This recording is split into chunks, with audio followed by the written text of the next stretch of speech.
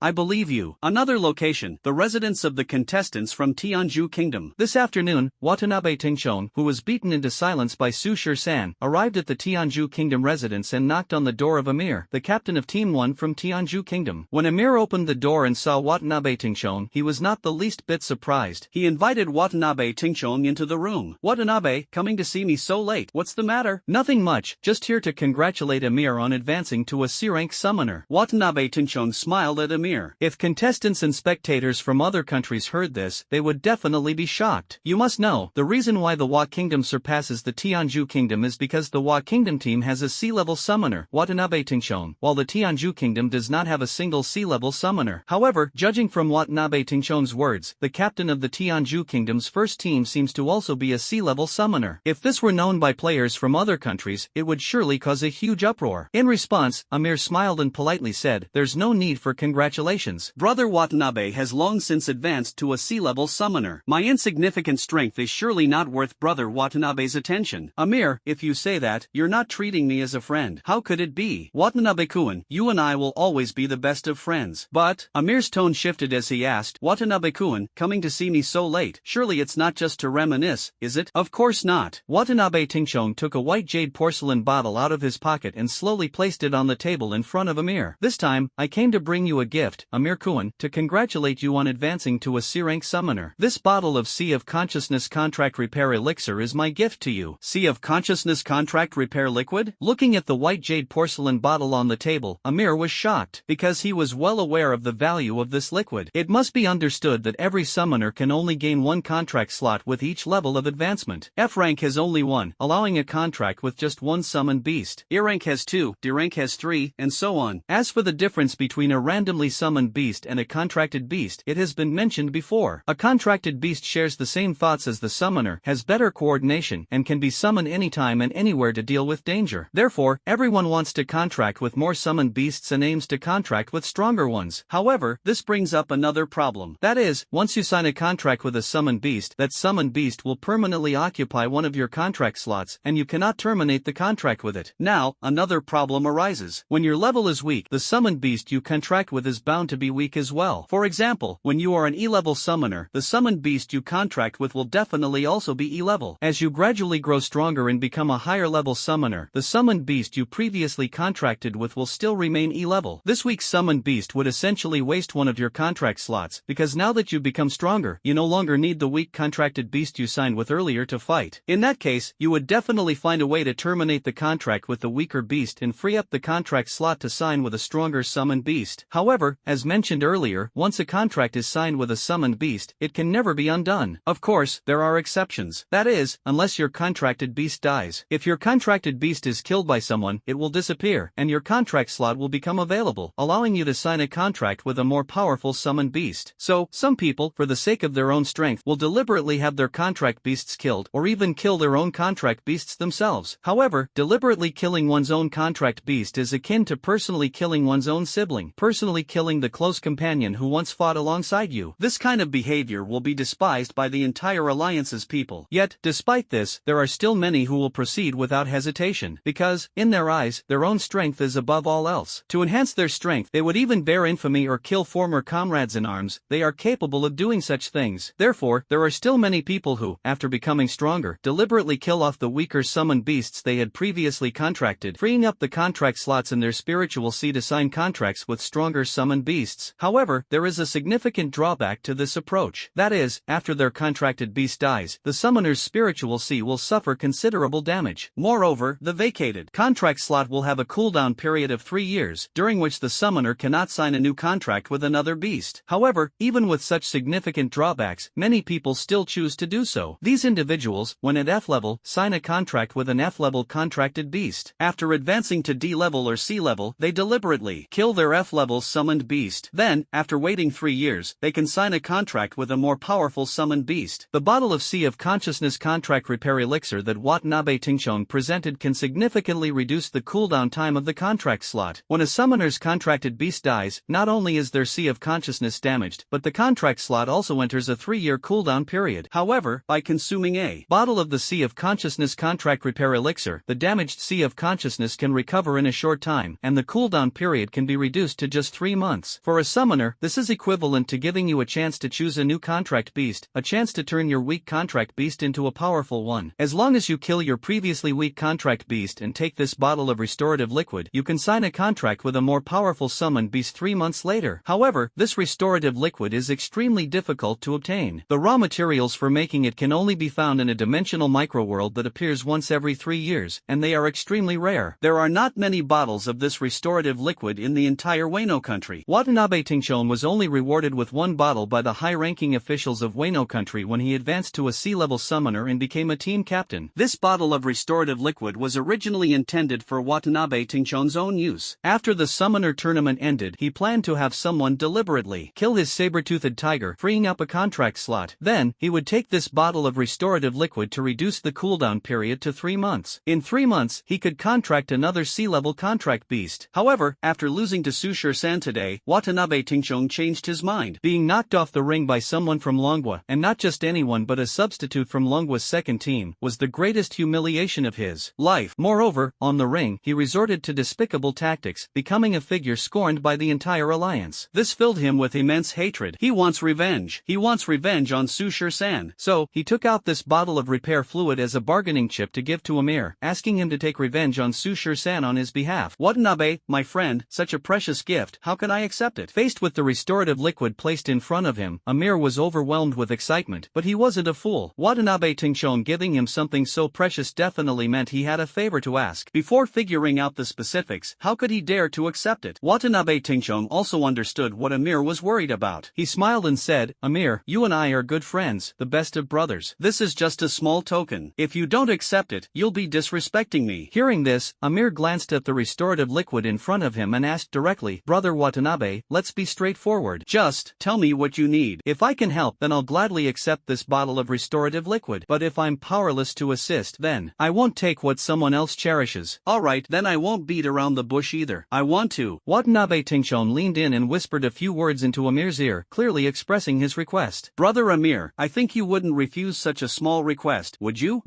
Amir hesitated, lowering his head in deep thought. Watanabe, you must understand that doing this will earn the contempt of the entire alliance. What are you afraid of? Didn't I do the same thing today? Contempt from others? If one person does this, they might be despised, but if 2 people do it, 3 people do it, 10 people do it, will they still be despised? Amir, you must understand that Dragon Nation loser, his contracted beast is extremely strange. It looks like just a D-rank summoned beast, yet even my centipede demon couldn't defeat it. If you don't do this, do you really think you can beat him? Or do you want to see a Dragon Nation loser stepping all over us? Amir stared at the restorative liquid in front of him. After a long period of contemplation, in the end, desire triumphed over reason. Alright, Watanabe, I'll accept this bottle of restorative liquid. As for tomorrow's match, don't worry, I'll do as you said. I'll also work things out with my teammates on the first team. Then I'll have to trouble you, Amir. Over at Su Shursan's side, Lin Mushue left after chatting with Su Shursan for a while. Just after leaving Su Shursan's room, Lin Mushue felt a bit regretful. She regretted not voicing her request. Sigh. Lin Mushue sighed inwardly. However, the summoner tournament will last for many more days, so discussing it tomorrow or the day after won't be too late. In any case, as long as she conveys this request to Su Shursan before returning to the Dragon Kingdom, it won't be considered late. It was also the second day of the Alliance Youth Summoner Tournament. At 10 in the morning, contestants and spectators from various countries arrived early at the dueling arena. Today is the second round of the PK elimination matches, which will undoubtedly be more lively and exciting than yesterday's first round eliminations. The next day, however, yesterday's competition brought a major surprise. The Wa Nation team was unexpectedly defeated by the Long Nation team, which had ranked last for 7 consecutive years. Wa Nation's strongest player, Watanabe Tingshon, was forcefully knocked off the stage by a substitute player from Long Nation's second team. Moreover, Watanabe Tingshon resorted to underhanded tactics but ultimately was no match for the Dragon Nation's contestant. This explosive piece of gossip spread throughout the Holy City yesterday and gradually reached the entire alliance. Today, even more spectators came to watch the competition. The audience seats in the dueling arena were packed, with everyone eager to join the excitement and witness the drama. Yesterday's match also became the subject of widespread discussion. Hey,